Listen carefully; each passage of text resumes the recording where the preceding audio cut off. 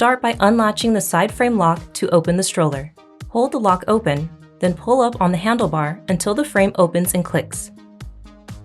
Line up the basket assembly bar with the frame, making sure the buttons are facing down.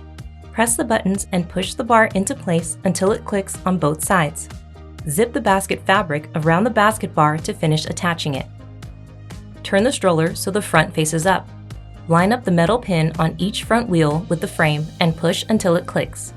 Turn the stroller so the back faces up.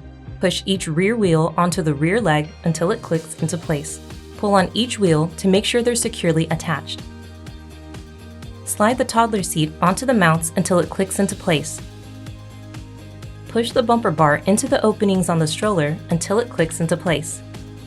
Slide the cup holder down onto the mount on the side of the frame until it clicks. Your stroller is now assembled and you're ready to stroll.